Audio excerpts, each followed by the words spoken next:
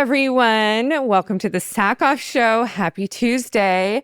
It's our Christmas show. Yay.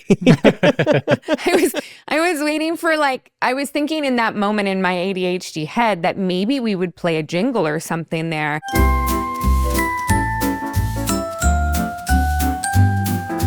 I don't know, but Merry Christmas.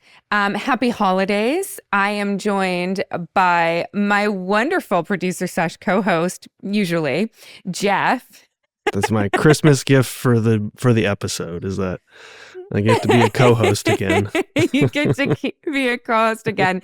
And my co-host in life, my husband is back, you guys. Hey, everybody. Robin is here. Hey, Robin. I'm going to remind you all to not stick around for the hindsight because this pretty much is the hindsight. But you can send your comments and everything to the sackoffshow@gmail.com. And other than that, we have no idea what the fuck we're going to do today. Jeph said he had thoughts. He has ideas. And Jeff's always got a plan. Well, it's going to be a free-form conversation today. We're not going to do a mail sack. I'm sorry, because we're doing this before Christmas, even though to the listener right now, tomorrow is Christmas. It's Christmas Eve right now. So we don't have a mail sack today, but what I wanted to do, and since this is my Christmas present to myself, is I want to talk about Christmas Sale, the movie that you and Robin made. That's fun. I just feel like we had a missed opportunity. We could have done Santa's sack. You could still do Santa's sack. You asked some people some questions on Instagram this morning, didn't you? I did, but I feel like we could get somebody to draw us a picture of Santa's sack. Yes. And just me standing in it with a Christmas tree covering my boobs or something. Or just two jingle bells. Yeah, say some bells. What are you talking about? It's right there in front of you. It's right there. It's right on the tip of my tongue. Why can't I find it?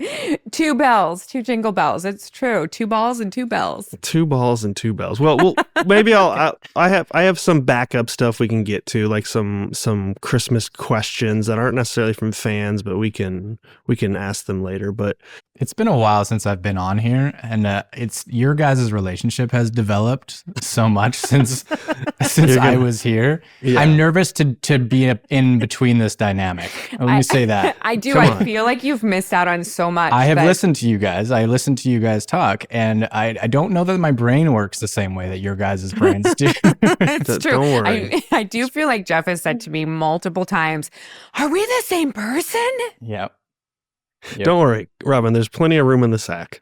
You can come on in. We can make it a tri-sack. Jeph, can I start with a Christmas confession to you? I wasn't sure. When we started doing the show with you guys, I came on the podcast purely because I wasn't sure what you were going to be like.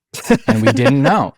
So I couldn't just be like, all right, let's have him co-host and just see how that is. I don't have a trustworthy face right away. You do, but you never know what someone's going to bring to the table, Jeph. That's true. We needed to know if you were going to be a Jeph, or a Geoff. We really didn't know what Jeph was. We didn't know. Yeah, but I'm so pleased that I didn't have to stick around for very long because there's way more stuff I need to do outside of this podcast, and you're crushing it. True. So, well, you're doing a lot on the podcast already, too. Well, I do behind the scenes stuff. Yes. I'm happy to have made the space for you to do that. Thank you. Well, he wishes he'd fail. You know what, Jeph? I feel like this should be a lesson to the people in the audience. We're going to talk about the, I don't even know what we should call this, like the good girlfriend thing. I don't even know. Let's call it something after I explain this. And I feel like you should have done this. Somebody told me a long time ago, when you first cook a meal for your new boyfriend, you should burn the shit out of it. Because they'll never ask you to do it again, ever. So, like, if you don't enjoy a certain sex act, do it really bad the first time. Never. Wait a minute. Yeah, this analogy is going in a weird place because I'm putting together a lot of dots here, Jeph. Just wait a second.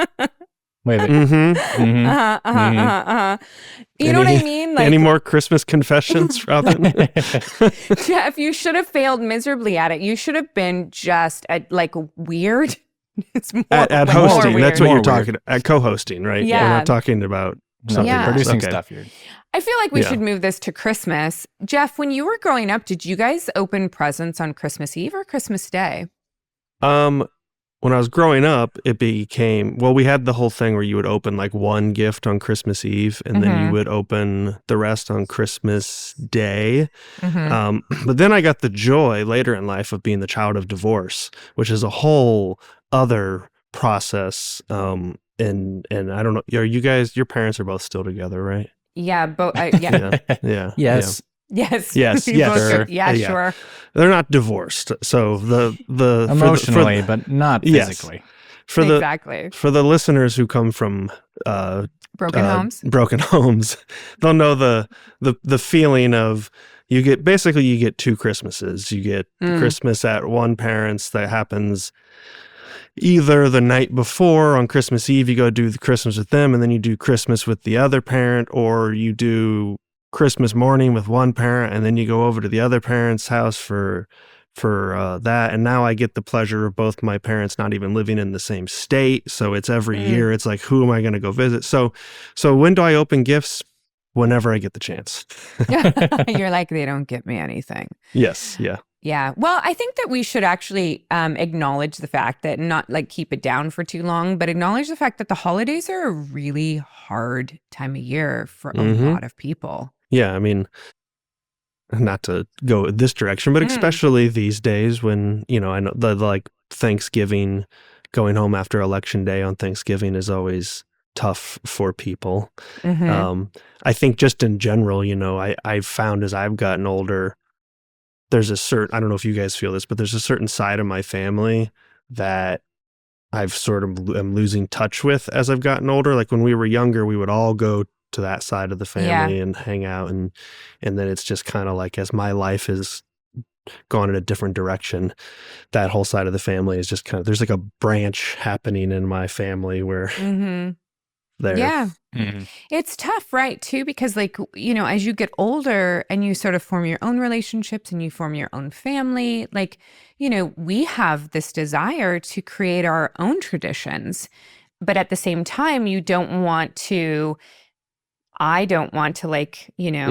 not see my family or not see his family just because we've decided to create these traditions, but it changes things, it's not the same anymore. My parents are like, we would love to see you guys on Christmas morning. And I'm like, yeah, that's when Santa Claus comes to our house. You're more than welcome to pop on by at 7:30 when we're opening presents if you want to be there for that. But, we'll be there for dinner, things like that, I think there's something about just the way the world has changed. This is, more in the last probably 50 years, but it's like, people more commonly don't necessarily live in the place that they grew up. I mean, I know plenty of people do, but I feel like that's a factor too. Like, it's not so easy for us to just pop over to mom and dad's house or grandpa and grandma's house who are down the street. Like, they live on, the other side of the country. I mean, you recently moved closer to your family, but Robin, your family's still far away. So it's like, you can't just pop over there real easily. As we've covered, though, Jeph, a 10-hour drive. 10-hour drive. And That you they're can do in more one than willing day. to make it. Yeah. And they will be It's here true. at 6:30 tonight, FYI.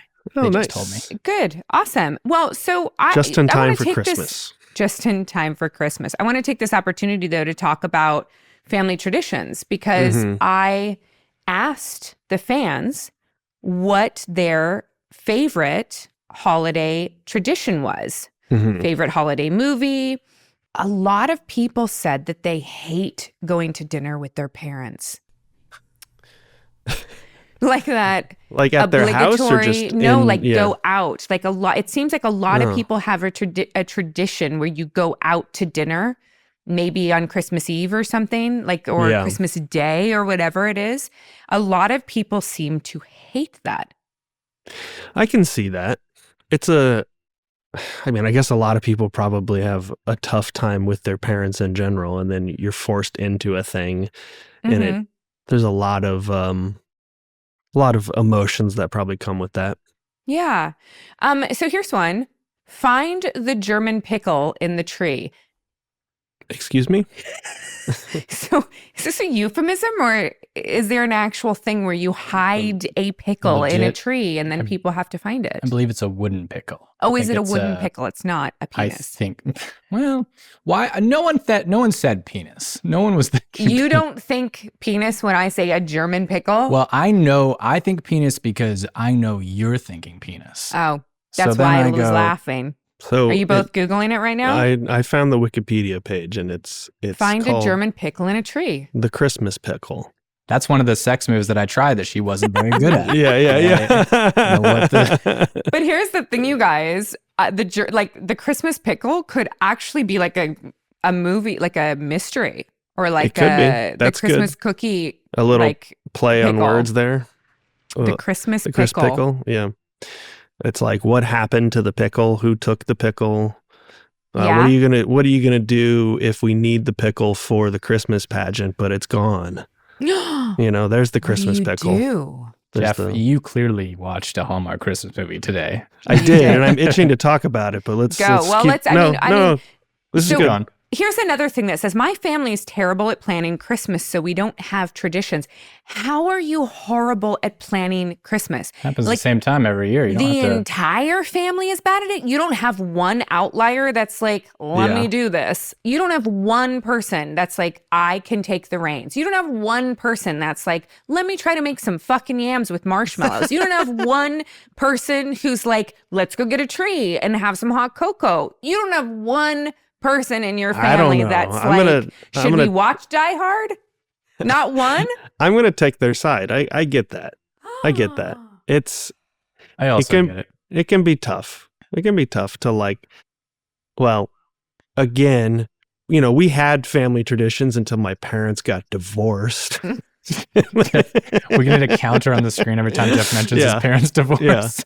Yeah. A Jeff sadness meter. And they get kind of blown up in that sense. And then, like with the family dinner thing, I think people probably get busy, and it's like, I remember somebody telling me once that their family, the way that they did Christmas was everybody just showed up with a bunch of gift cards and exchanged gift cards with each other, which always struck me as very sad because Katee, as you've mentioned, you love giving gifts, and I also like giving gifts. And the best part about giving a gift is like giving it to that person and seeing their reaction and getting the response from them, and knowing that you hit on something that is meaningful to that person. Yes. And just handing somebody a gift card, especially your family. Like if it's a coworker or something, it's fine to give a gift card to, but if it's like a family member, it feels a little like disingenuous to just do that. I also have this thing too where like it's, a lot of people say, well, my kids or my grandkids, like, that's what they need. They need money, or that's what they want. They want money. I also think that to me, and guys, let me know what you think of this, but I'm going to go out on a limb here. I'm probably going to offend a lot of people. I actually think that is creating bad behavior for children. I think that children need to learn the ability to be grateful for a gift that is given to them. And if they need something, they should go get a job and buy it.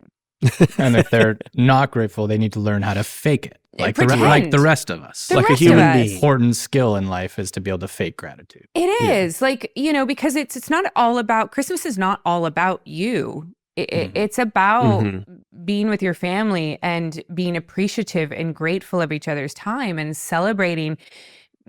Why Christmas has always meant so much to me is it is the one time of the year when my family didn't fight.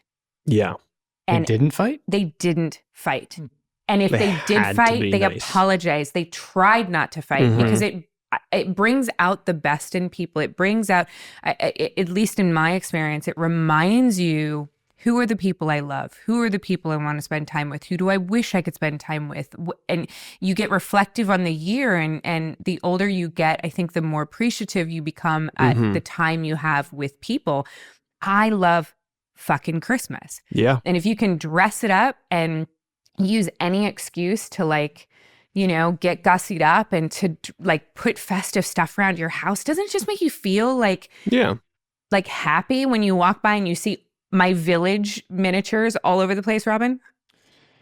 It does. It also stresses me out, to be honest. Does it really? Specifically the village.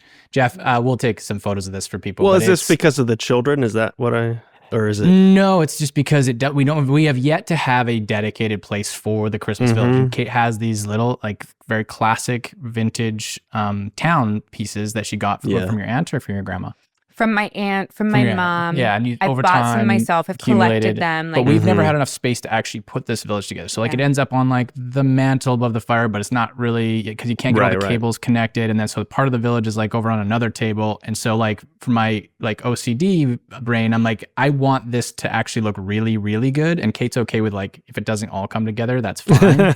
For me, it's like, it doesn't ever come together. Well, because in my mind, I'm like the person that I'm like, well, you just use your imagination. Like, you know, like the Dickens village is over here. And then you've got the, you know, downtown, like, you know, like Fifth Avenue is over here. And then you've got like, you know, so I've got all of these different things set up and they all have pieces and they all go together. But like, you know, I don't have to necessarily put them all on one table. I don't know. And it does. I think this, maybe not this year because we're traveling, but there will be a year in this house where I think it will be like a very beautifully done feature of the house. But it's what I picture is like a train going around the whole village is what I want. I want that perfect nerd hobbyist vision. It'll be our dining room table. But to your point, I didn't love Christmas as much as you did when I met you. And now Christmas is the thing we look forward to the most. And maybe it's having kids. Why didn't you love Christmas?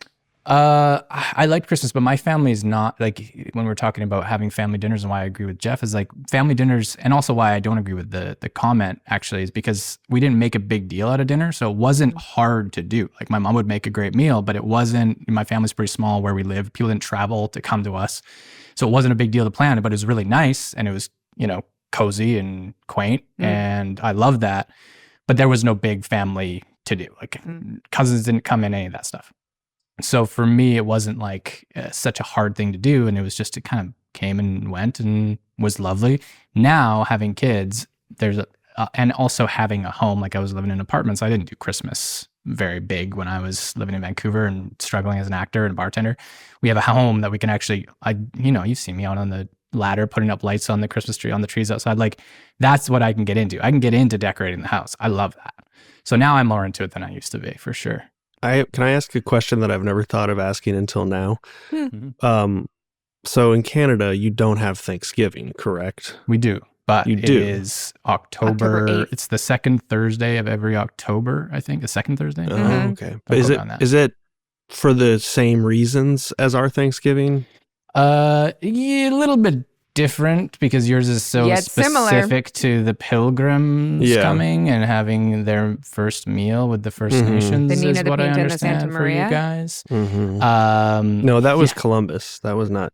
Oh, yeah.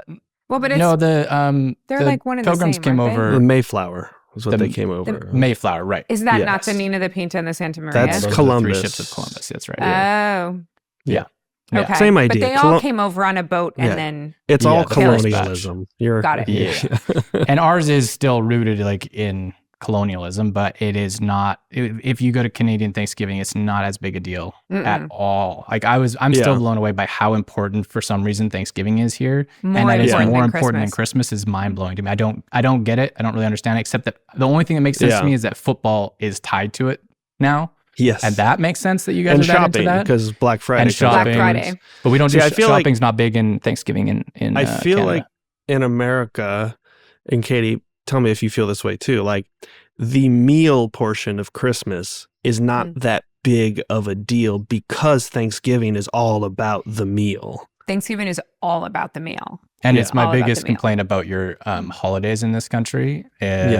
It's they're all so close together. You got two get fat holidays right back to back. Too many holidays back to back. You go Halloween, then Thanksgiving, and then Christmas is a month later, and you're doing another huge. I mean, granted, your Christmas dinners aren't as big, but they're still a big family deal. Like at least in Thanksgiving in Canada, you get a couple months. Yeah, the travel aspect of it is difficult when you have, especially when you live across the country from your family like I do.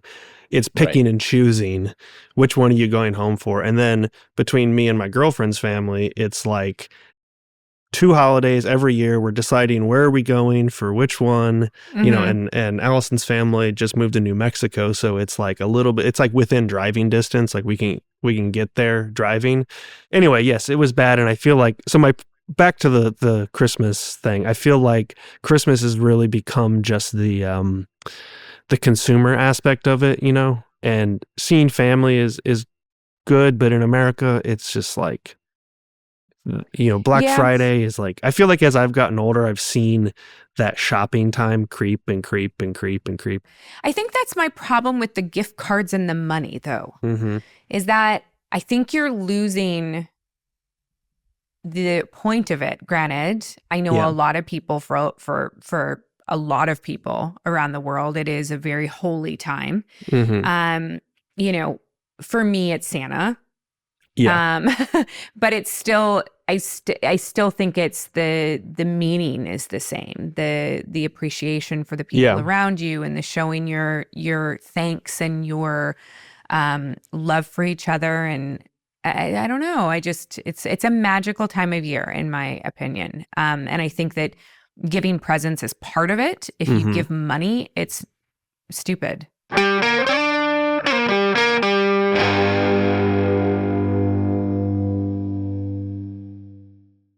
This episode is brought to you by Masterclass. Did you procrastinate? Are you still looking for the perfect gift? I know there are some of you out there. I have the answer. Masterclass. Masterclass is amazing. I love it. I am taking 3 classes right now. With Masterclass, your loved ones can learn from the best to become their best. For anyone who is a fan of this show, you know you've heard me talk about menopause. Well, there is a class on Masterclass right now with Halle Berry. Discover menopause essentials with Halle Berry and top experts. Learn how hormones impact your physical, emotional, and mental health and gain insights to better understand this transformative life stage. I was really happy to see one of the instructors from The Magic of Menopause is Dr. Jen Gunter, and I follow her on Instagram. She is a wealth of knowledge about menopause. This is just one of the many classes that you can take over at Masterclass right now. Masterclass always has great offers during the holidays, sometimes up to as much as 50% off. Head over to masterclass.com/Katee for the current offer. That's up to 50% off at masterclass.com/Katee. Masterclass.com/Katee.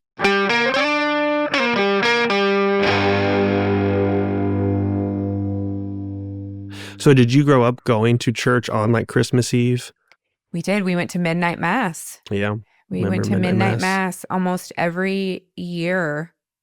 I was still going to mass until Catholic? I was Catholic mass. I was still going to Catholic mass until I was probably 30. Yeah. 30, How I think. theatrical were they with it? Because I was Protestant and they love being theatrical. Oh, yeah? No, not really. I mean, I love Christmas carols, and I love the carols and the hymns that we used to sing in church. I still love them.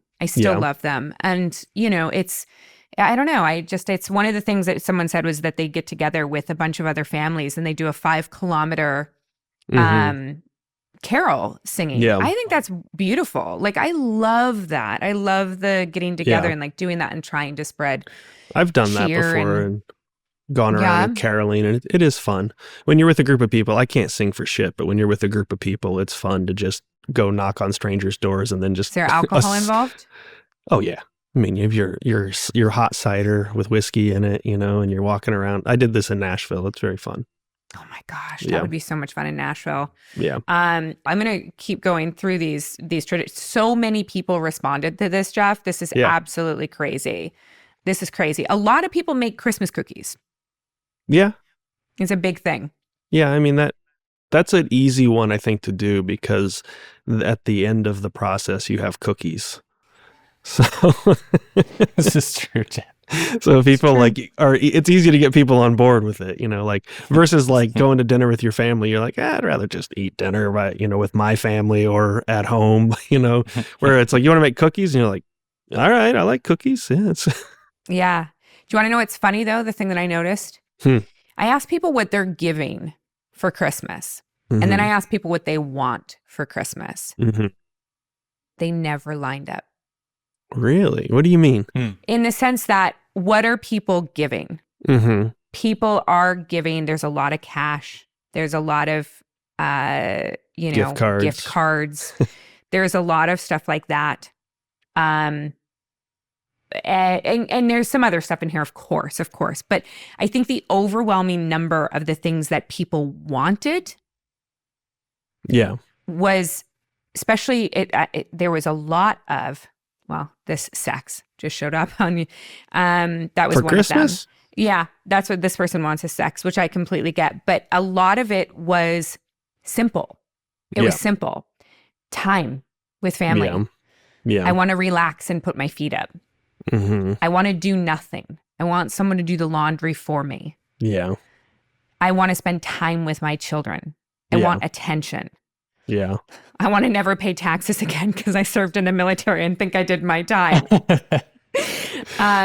Okay, they get sex. I mean, you get sex. There you go. But like, you know what I mean? Like it was simple. Massages, like health for my family, things that you know what I mean? Like it just shows you what interesting. becomes important when you're older. Like when you're younger, you're like, yeah, fuck yeah, I want that Power Ranger toy thing, because you don't really have a lot of other concerns in your life. But then when you become an adult and you're working hard all the time and everybody wants something from you, there's so much shit to do, blah, blah, blah, blah. Really, the nicest thing about the holidays is just having that time off to not do anything and get to actually spend time with people that you love and care about. And a gift from somebody, that's why gifts of just like socks and ties, people are like, oh, great, cool. That's fine. All I really wanted to do was hang out with my family. But if you took the extra time, I mean, granted, like, let's use socks as an example.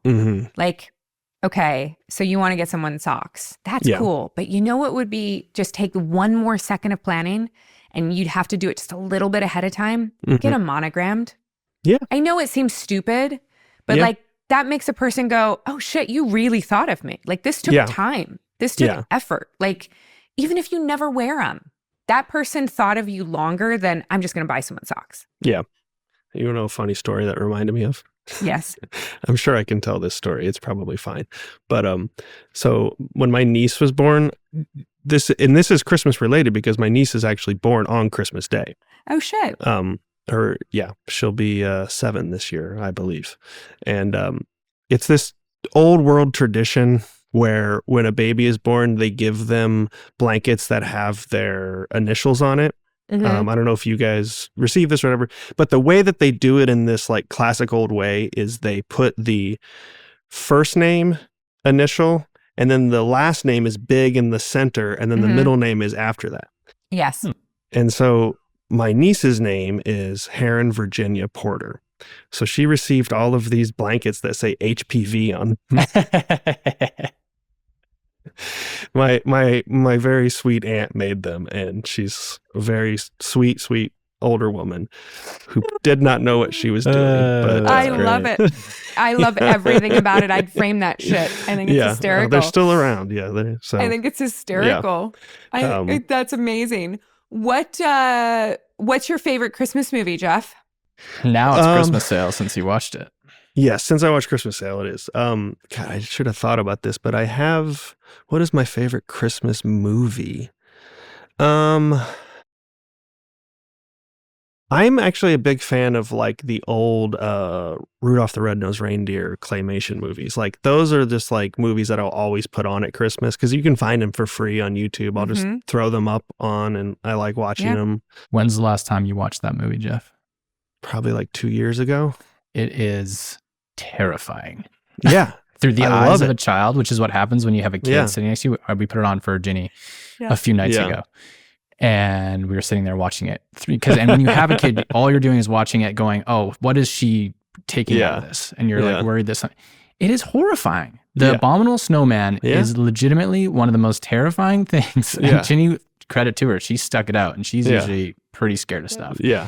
And we were at points where we're like, we're going to turn this off. But then the best part is that Herbie rips the Hermie, Hermie rips the teeth out of the fucking abominable snowman and then forces it to like be, I mean, you just took this like aggro, rough, powerful, abominable snowman, ripped its teeth out. You basically castrated this thing, and then it comes to work for Santa because it's got it can't forage food on himself anymore. Before like that, now there was a moment of like terror for us as parents because Yukon Cornelius tackles the abominable snowman off of a cliff randomly. He's already got his teeth pulled out. They've disarmed him, and then he's dead. Pushes him off a cliff, and Yukon Cornelius is gone. You're like, oh, Jenny goes, where did they go? Where did the Cornelius guy go? I'm like, and Robin and I look at each other and we're like, I don't remember. Like, I do remember watching it like one of the recent times I watched it, and I was like, wait, does he actually just die? That's what we were like, fuck. Yeah. Shit. Are we gonna have to talk about death right now? Yeah. Luckily he comes back. But even just in general, the movie, like the way the dad treats Rudolph is so really brutal. Wait. Isn't there also a part where when there's the abominable snowman comes and he's like, we should get the women and children out of here? That's right. Yeah. It's classic. And the message of like how mean everyone is to him, like really all it does is like once he proves himself to be useful, then they stop being mean to him. They don't learn the lesson necessarily because they should. They learn it because they got him to do something they needed. And even Santa's an asshole. Oh, Santa's horrible. You really start to see all the coded messages that exist in our society about what makes a person fit for living in this world. Productivity. Jeph. Productivity. Utility. What's your favorite Christmas movie? Die Hard. Die Hard? Really? Hands down. Die Hard. I'm not on the, I don't want to argue with anybody about whether it's a Christmas movie. I'm fine with it being a Christmas movie. You better not, Jeph. Takes place at Christmas time. I get it. Yeah. It's fine. Christmas movie. It's fine. I don't know why people want to have this argument. It's just so like, it seems so pointless to me. It's pointless. Like if you want to have it be a Christmas movie, it's a fucking Christmas and movie. also like Gremlins, Christmas movie. Gremlins is a great Christmas movie. But both of those movies, Christmas is like a background tone setting feature about it. And I'm not saying that to argue that it's not a Christmas movie. It is, but there are so many other movies that are so specifically Christmas-y that I would choose over like Nightmare Before Christmas is one of my favorites too. It's such a great fun movie. Trying to decide when to show Ginny. If you're talking about the Hallmark movie rules of Christmas movies, then if Christmas isn't one of the main characters in the story, it's not going to work. They won't take it. So what's your favorite movie then if we're going by Hallmark Christmas rules? Man, you're putting me on the spot right now. I wish I would have had Rudolph the Red-Nosed Reindeer. Rudolph is good. I feel like there's another one Muppet Christmas Carol. That might be one of my favorites. A lot of people love that. A lot of people really love that. Yeah. We have that vinyl for Ginny. Yeah. Me also, too. Again, in the not technically a Christmas movie, but has Christmas in only a part of it. But the Addams Family. It's not fully at Christmas, but they have a small section of it that is in Christmas. And for some reason, that movie's always felt like a Christmas movie to me. Also, secretly, Addams Family is maybe one of my favorite movies of all time. I don't think I've watched it forever. I haven't seen it that in a long movie. Time. Holds up. Like I hadn't watched it in a long time, and they put it on Netflix. Both Addams Family and Addams Family Value. It was around the time that the Wednesday series came out. Yeah. And I watched them both back to back, and I was like, my God, these movies are amazing. Did you watch them again? Did you watch Wednesday? I did watch Wednesday, and Wednesday Loved is it. good. It's different. Not as good as the movies, but it's good, and I liked it a lot, mostly just because I love that world so much. Right. It's just so good. But I watched them back to back, and then I flew to Nashville, and I was talking to my sister about it. And this is literally like a day after I had just watched both of them, and I was like, "Do you want to watch both of them?" And we sat down and watched both of them again. And I was like, again, I just could not get enough of it. I just loved it. We need to watch them. I haven't watched them forever. Yeah, phenomenal cast. So. What's your Robin? What's your favorite Christmas movie? Hallmark Christmas rules. It's Jim Carrey's Grinch. Just can't not watch Jim Carrey at Christmas time do that character. He's just like It just blows my mind what he does. And also reading, because we read The Grinch to Ginny, and I love doing the voices, and I love doing the voices the way he does it. And all the just little moments of like when he comes down the chimney and they're reading the book and he goes, schlunk. That's like one of my favorite parts Robin, of the book. I think, missed his calling in life to do voiceover work. You do better voices. Missed? You could still do it. You could. I mean, you're a young man. You're like 12. Young man. 12, that's right. It's not like you're living out in the sticks either. You've got a few connections to the industry. It's true. I don't know what you're talking about. What you industry? might know a few voice artists too. He literally does. You do such good voices. Like, I am a voiceover actress by accident. Like, I do not do voices. I sometimes do, but as soon as, like, you've seen this when we've gone to record stuff for I'm King. Like, I can't do voices unless you give me a voice. I can copy it. Sometimes I can. Like, I can pretend to be a minion only because I'm copying something, but pulling voices out of my ass, I do not have. Yeah. You have the ability to just create voices, and it's so crazy. I maybe it seems like that, and I think this is true. I think there are some people who can, like the Robin Williamses and the Dana Carveys or the Jim Carreys, who can just pop a new voice out every now and then. A lot of what I can do is because I spent some time in theater school, and there's a repertoire of different voices I have in my head that sometimes I'll forget about one, but it's all kind of in there for the most part. And I do have, it's always relative, right? I know friends of mine who are such good mimics that they'll hear something and be able to do it immediately. There are certain things like Jim Carrey's Grinch that I've listened to and I can mimic pretty well, I think. But otherwise, it's just a range of like with silly characters in Ginny's books. Like, I've got a range of different characters and different tones that I can pull out.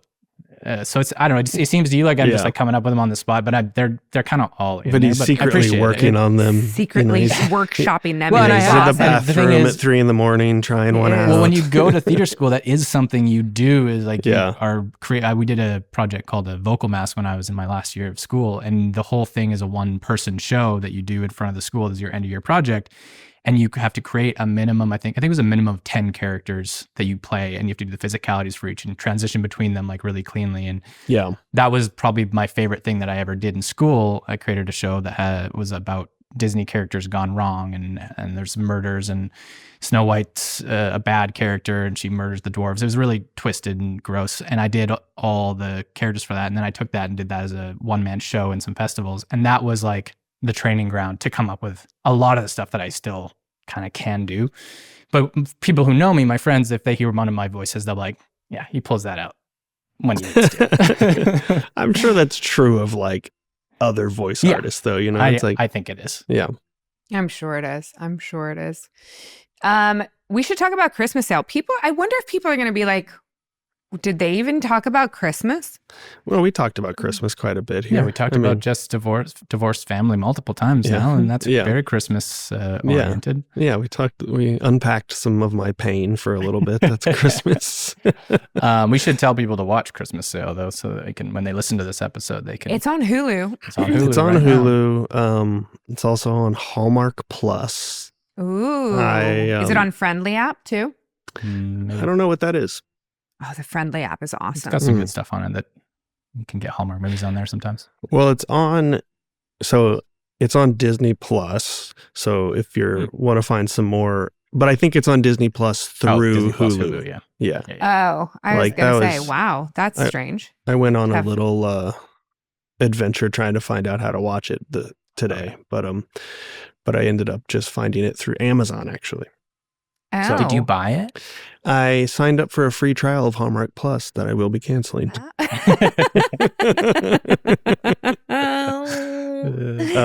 love it. Can't imagine I'll watch much more Hallmark movies. I don't know. Robin has a couple. Robin has three. Maybe I'll watch those. Here's the thing about Hallmark movies. Talk to me. Everybody knows when you say a Hallmark movie, you understand what that is. But the reason that they exist is no matter how cliche or corny in certain parts or whatever, at the end of these goddamn movies, you're just like, oh, Yep. Right? Like you're just like you're in it. You're like, okay, yeah, okay. I don't care how we got here, but we're here. Exactly. That's the Yeah. model. Really Yeah. is. That is Yeah. the model. Did you get to the end of Christmas Sale and have a moment? I did. Or I somewhere did. in there? I did. I mean, even though you didn't really leave a lot to the imagination of was this going to happen or not. When it did happen, you're like, wow, that's really sweet,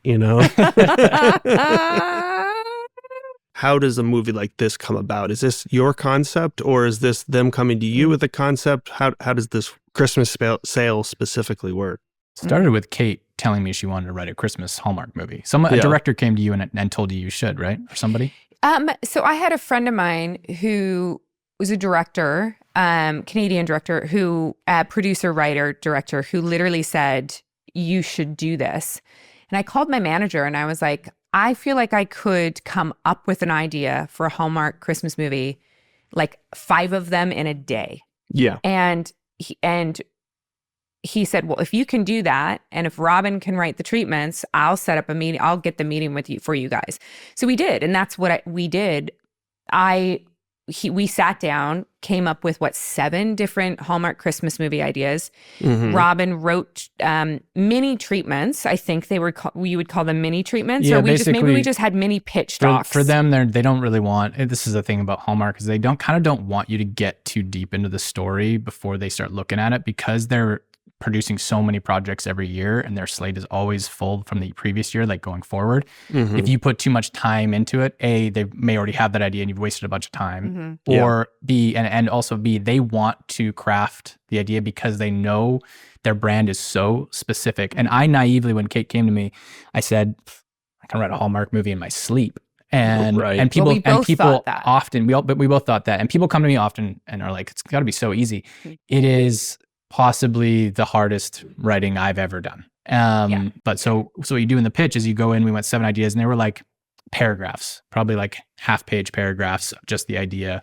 Mm-hmm. And we did 7 of those in the room. And Kate and I sort of were a great partner for that because I have a great eye for story, I'd say. And then Kate has the emotional connection to the story and she comes up with the idea and I kind of craft it. And then she sells the shit out of it.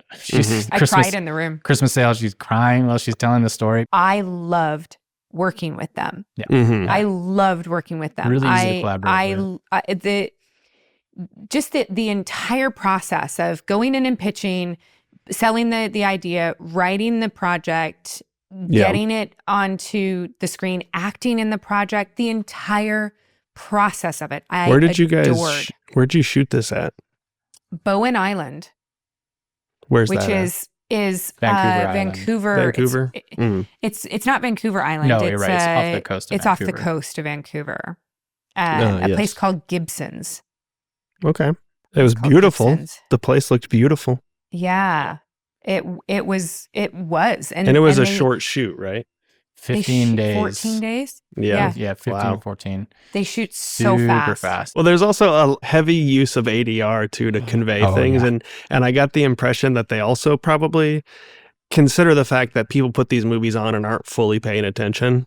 Like, I think that's anytime I've watched a Hallmark movie, watched in quotes, it's been on the TV when I'm like at a friend's house or a friend's parents' house for something, and it's just on in the background. And I feel like when you hear there was one ADR line when at the very end, when, again, spoilers for Christmas sale, everyone, when the characters finally, they have their second kiss, technically, you hear somebody in the crowd go, "Oh, they're kissing." Because I can just imagine somebody's making dinner and the movie's on and they hear, "Oh, they're kissing," and they're like, "Oh, there's something important happening."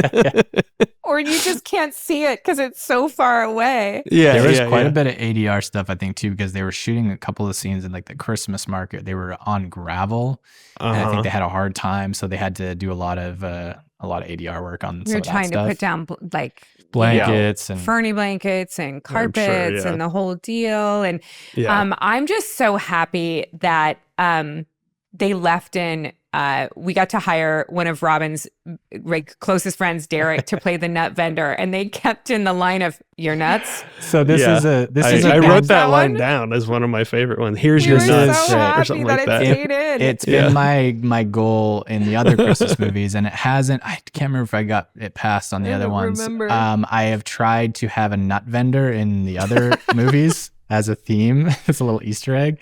But the nut vendor in Christmas Sale, it's my buddy Derek, and he's one of my favorite people. And I was able. It was we the only talked about Derek. Oh, Derek is the one that I told you.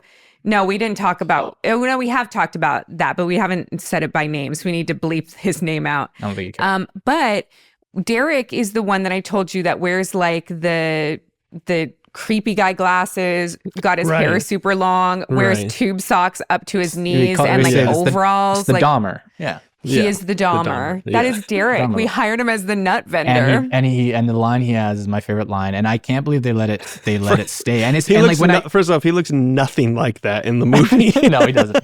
No, but even if people haven't watched the movie and they listen to this, they'll be like, "Oh, it must have been a really fun line." It's not. It's not brilliant. It's not anything that I would ever brag about, except that it's in a Hallmark Christmas movie, and they weren't either paying enough attention, or they were like, all right, we'll let this one slide. They did. And they said that, though. They did say that. Mark literally said, we just let it go. Well, the whole thing, I also wrote down that the movie is full of jokes that my mom would love, which my mom is the demographic. That's for the demographic. This stuff, That's who we voted for sure. My mom would love that joke, the nuts joke. I could see her laughing at it a lot. It was super funny. Yeah, I think Hallmark, the middle-aged older women, they love nut jokes. Don't worry. Yeah. I wonder if that really is their demo, guys, because I don't necessarily think it is the demo anymore. I think that demo has gotten a lot younger. I am also expanded. The demo, but I also think that like my dad watches those movies too. Mm-hmm. There are a lot of men, I've talked to a lot of men. People who are fans of yours have said to me, like, I watch your Christmas movies and my husband loves them, and I think that's so awesome. But I also think the demographic has gotten younger. They've also, that the joke of Hallmark is like big city girl goes to small town, falls in love with a small town guy. Like that idea is kind of what I consider old Hallmark or classic Hallmark. They are trying to do more than that. Like they've got their Three Wise Men and a Baby franchise now. They've got the second one. With that's a Battlestar Galactica actor. Yep. Paul Campbell. Yeah. Who is a huge Hallmark staple. Huge. And also writes quite a bit for them. But they're doing more stuff now than just that storyline right now. So it is expanding, and that's why they're so well watched, because younger people are watching them, men are watching them. I have two questions that I don't know if they were answered in the movie. Maybe I missed them. But one, is there something going on between Miss Benson and Grandpa and Dad? Totes. Yeah. There was absolutely in the script. And I think there was more in the script. This is, again, I think this is true for any script, but for Hallmark especially, the script is quite significantly different than the movie ends up being. Yeah. Because at one point she's just like in the house.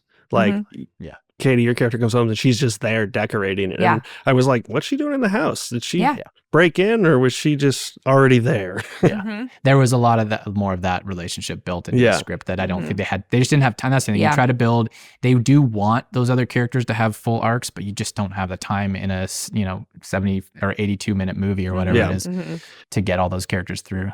The other question I had, and maybe I missed this if it was a line or whatever, but did the plot line get resolved of what's going on with the house? Because the way that it ended was that we saved the house somehow. How did was we it from the money house? From the? Did you win the competition? We won the competition. No. So what ended up happening? He chose to sell the boat. He chose to sell the boat before they won the competition. So that's the sacrifice, right? Because it's not about, and that's probably the emotional part. He says it was never about the boat. Right. Yeah. And it was, so yeah, I remember that part. I guess I didn't put that together because your character at one point says that your insurance company wouldn't be able to help pay for it.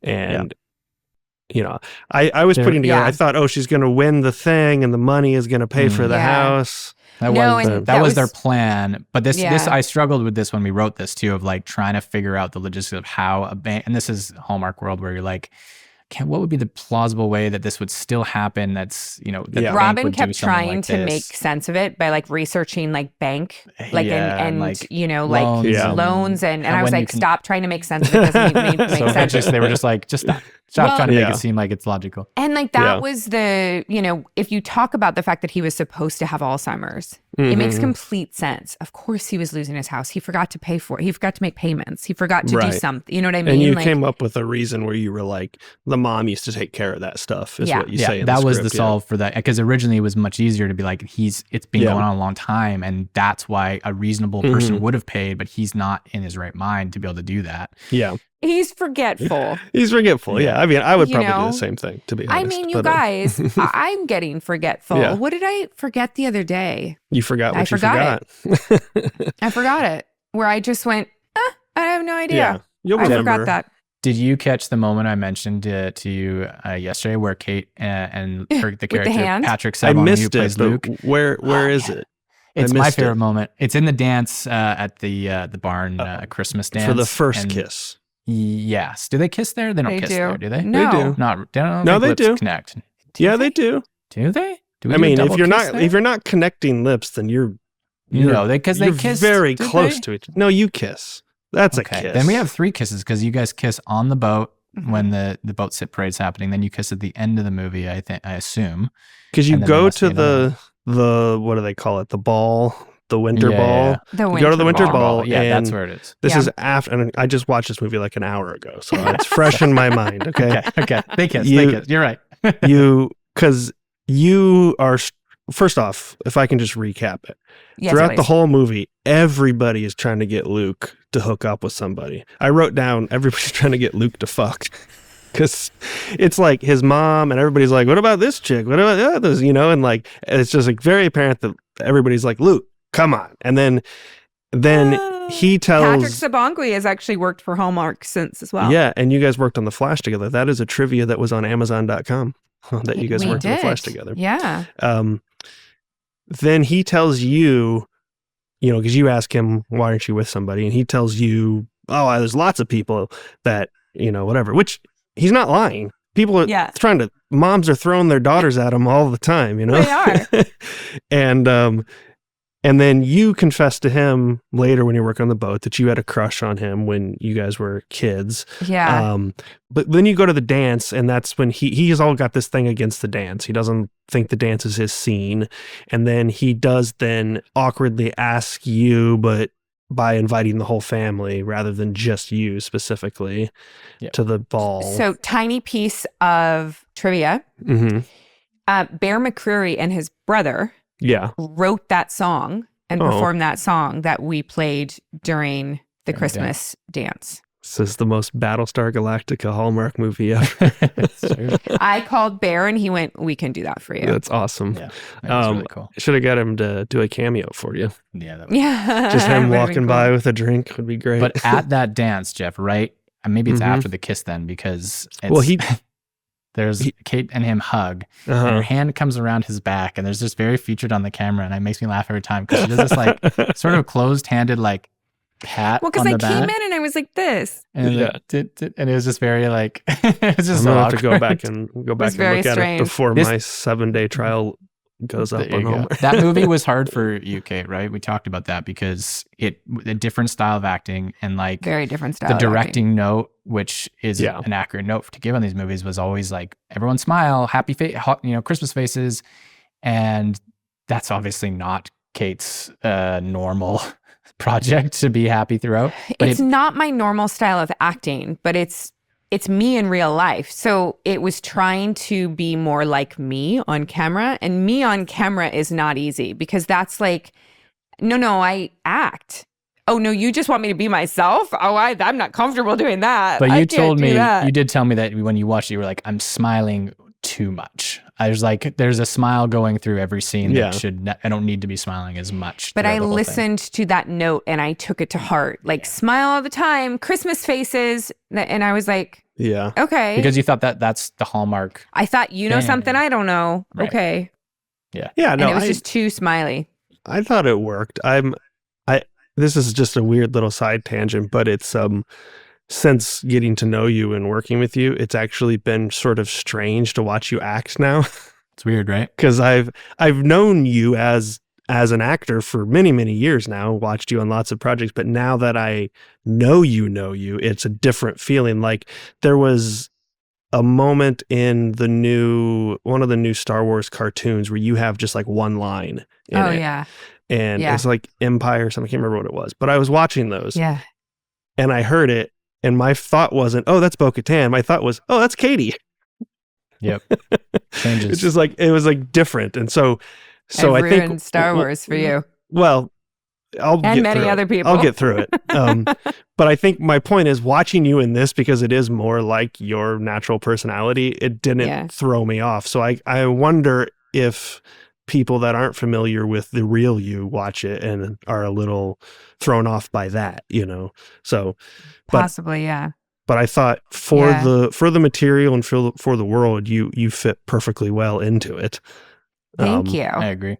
Yeah. Thank you.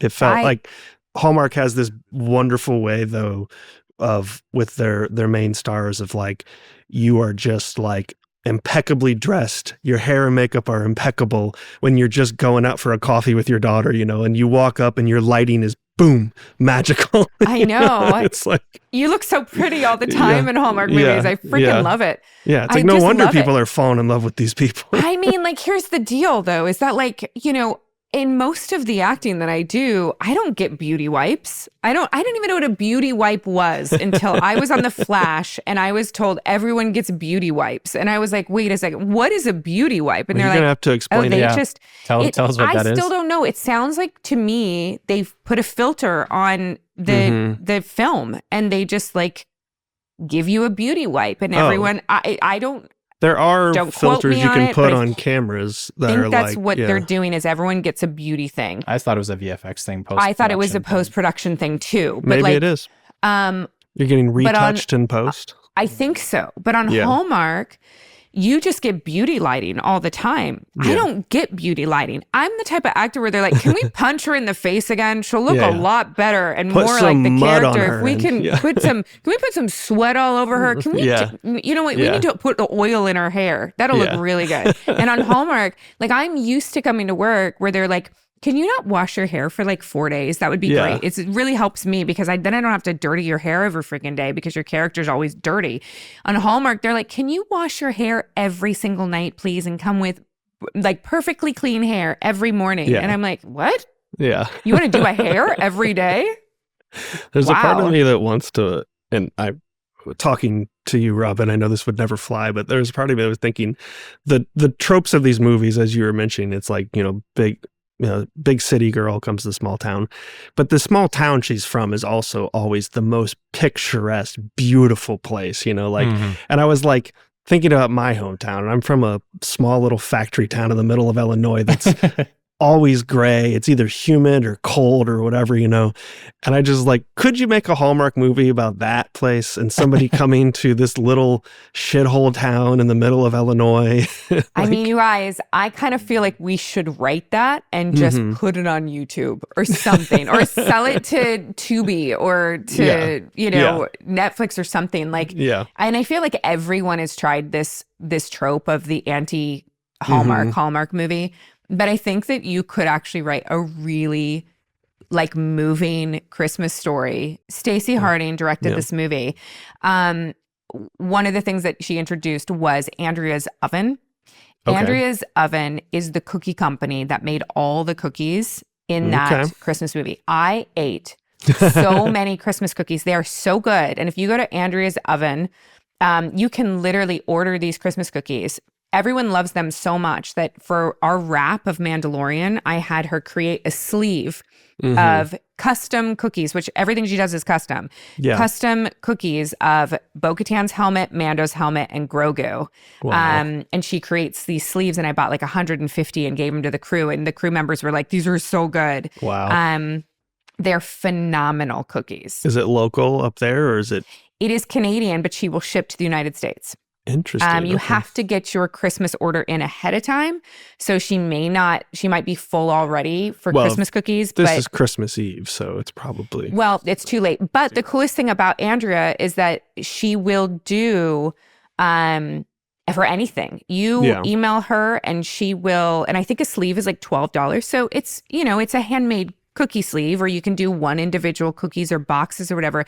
But they make a great gift for like a kid's birthday party if you're going to have like cookie like things to hand out, or at graduation, or she does Valentine's cookies like, or for your employees. Like, does she do dairy free? She does. She will do anything that you want, and she's a wonderful person. I'll have to look that up, because there's really a couple of cookie delivery services that I won't name that I've tried to get for, and none of them offer dairy free options. And it is the most amazing cookie ever. All right, well, ever. Let me Andrea's oven. I know what I'm doing for Christmas Eve tonight. Andrea's oven. She is literally on Instagram. She is just Andrea's oven, ANDREASOVEN. She's got 50,000 followers right now. She's 10 years of cookies. She's just wonderful. Andrea'sOven.com. But she's just like, she'll do wedding favor cookies. Is this her with the little cute cake as her profile? Yes, that's a cookie, Jeph. But yes. Look at these little Grogus. Look at these little Grogus that she has. Wait, I can't. Oh man. Oh, are they? We'll put it up on the screen. Yeah, put it up on the screen. They're super cute, and they freeze really well, you guys. I realize that these movies are not made to be scrutinized. Like they're not. Nobody's like doing big long podcast reviews of these normally. Well, there are. Are there? There are. Did they do one on Christmas sale? Yep. Yeah, they did. I think they liked it, didn't they? Christmas sale was pretty well received. I don't have the numbers, but I had a call with Hallmark a couple months ago, because they came to me asking about writing another project, and they did say on that call, which was nice to hear, that like our movies have done really well. Great. From a number standpoint, which is what they really care about. Mm-hmm. Obviously. So yeah, I think they were popular enough that they wanted me to keep writing them. So that's, so there's going to be another one eventually with Katee in it, right? I hope so. I'd love to do another one. I think it'd be really great. They came and asked me to pitch them an idea for a story that had been bouncing around Hallmark for a while, that they just couldn't figure it out. So I sent them a pitch for it, and I heard back, but they're so busy. They're writing so many things that they said it's going to take us a while to figure this out. And that's a cool one. Like, I would actually love to be in that one. Yeah. That one is a cool one. It be fun. It wouldn't shoot, or I wouldn't even write it until it would be for 2025 for Christmas. I think our placement for Christmas sale was pretty good. It was just after Halloween or on Halloween. It might have been on Halloween. The Christmas sale placement wasn't as good though as Christmas Cookie. No, Christmas Cookie actually came out close to Christmas. And Sealed with a List actually came out even closer to Christmas. That actually was your best placement. I think it was also the best received movie over all of them. It was really lighthearted and fun. I actually haven't seen it. We haven't seen that movie, but that was sort of scared to watch it, because that's one where I was not an executive producer on. I had no say in the edits. I had no input after I gave them the script. They went and shot it, and I haven't seen what ended up happening with it, but I've heard. And I'm a really easy producer to work with. And Christopher was a phenomenal Christopher McNeely. Yeah, my God. He was great on Christmas sale. He's such a good producer. He's such a good guy. And he also knew Bear and his brother as well, Brandon. So they were great. Yeah. I would love to do more of them. I would love to work with them more. I would love to direct a Hallmark Christmas movie. It'd be so much fun.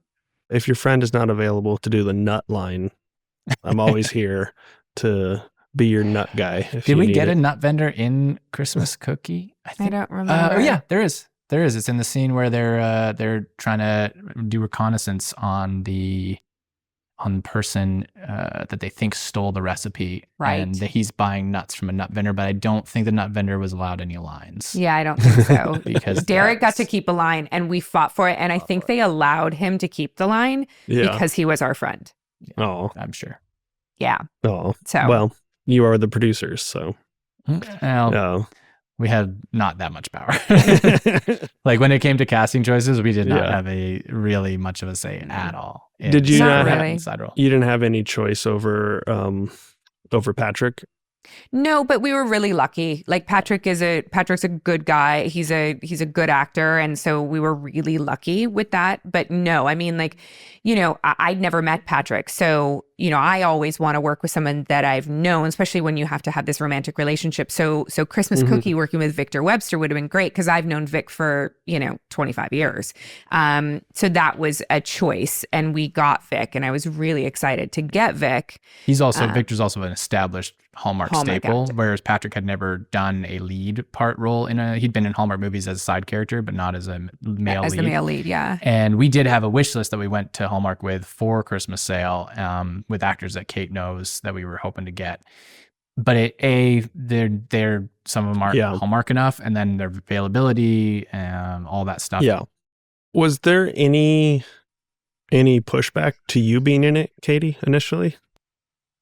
No. That was one of the ways we were able to sell it, was the idea of Kate being involved. No. Because Kate had just done her first appearance on The Mandalorian at that point. Mm-hmm. Yeah. So. Yeah. No, there wasn't. I mean, internally, I don't know.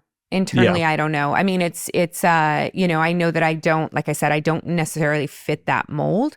But we did sell it in the room, and they were me. excited. They were like, do you want to be in it? And like, ideally, and like, yeah, well, we want you to be. Yeah. So they did, that was appealing to them for sure. Yeah. Yeah. I mean, I think I'd love to see you do more. I mean, I could Thanks, tell Jeph. Watching the movie that you were having a good time doing it. So I was. And I had a working really with good Terry time. O'Quinn, I mean, you've talked about on the show before how he's just fun to be on set with because he brings his guitar and hangs out. He does. He's such a wonderful human being. I loved every minute of working with Terry. He's such a really nice guy, and he knew the assignment. You know what I mean? Like, he knew how to hit the beats that mattered. He knew those emotional beats to hit, and he was wonderful. Like, just great. Was he your one of your actors you wanted, or did Hallmark bring him in? He was on the list, but Hallmark brought him in. Yeah. But I think, I can't remember if we had a say in that or not, but I think we had some input on him as well. We did, yeah. And then Emma Oliver, who played your daughter, Hannah, was super funny. And it's really hard with casting kids, especially because you're not pulling from you're pulling from the Canadian pool, which is always a little smaller.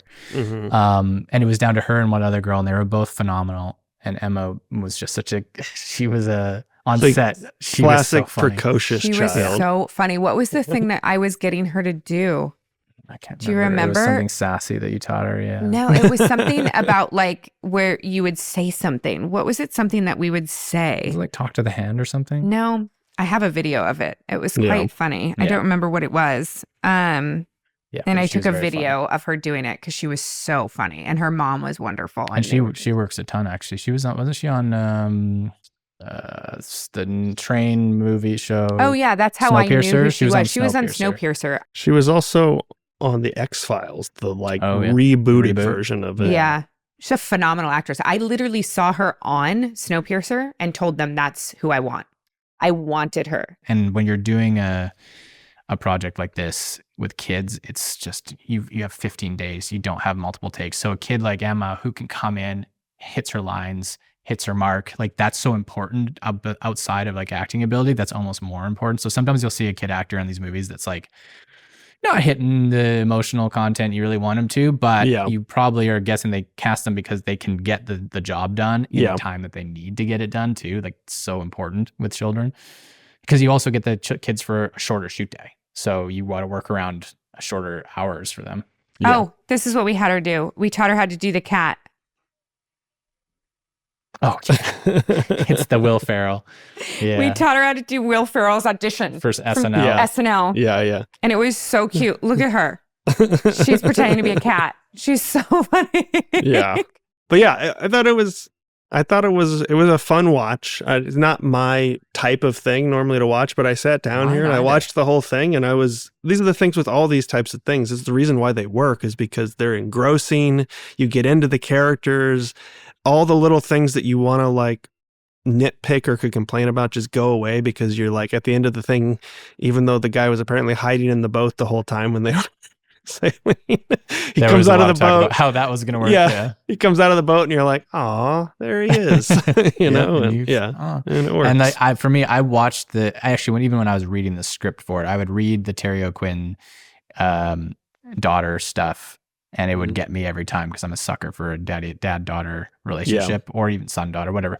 Fatherly relationships get me every time. So every time I've watched the movie, I watched it once, but when I watched it, I did the same thing. I'm like, so much of this is hard, unbearable for me to watch because I'm just critiquing everything. But then you get to that moment and you go, oh, yeah, you have a nice scene with him there. You tell him you miss him. It's great. Yeah. Well, that was good. I can't wait for the next one. Do you want to talk us out of this episode, Katee? I don't even know how to. Can you get us out of here? I don't know how many people are even sticking around this long. Yeah. But, I hope that everybody has a warm, fuzzy holiday season, and a Merry Christmas and a wonderful New Year. And the New Year is filled with the same thing I say to everybody, but it's the truth. I hope that the New Year is filled with health and love and adventure. And we'll be back one more time before the New Year, though. Oh, that's true. Next week we've got in case you didn't get enough of the three of us. Yeah. Oh, I won't be on the next one. Yeah. That's you and Jeph. Oh yeah, it's just Jeph and I. It's just Jeph and I for that one. That's true. You want to tell people what's coming up next week? Oh, yeah. Well, you guys, we're going to do a best of 2024 next week. It's going to be great, but I hope you all have an amazing, beautiful Christmas, and I will see you all next Tuesday. Robin, That's are you going to do our thing, Robin? Is that what you guys do? Yeah. See but you y'all have next to look Tuesday. like a little anime girl. There it is. There it is. Next time I'm on, I'll tell you guys all the story about what's really going on with my penis, Jeph. Jesus.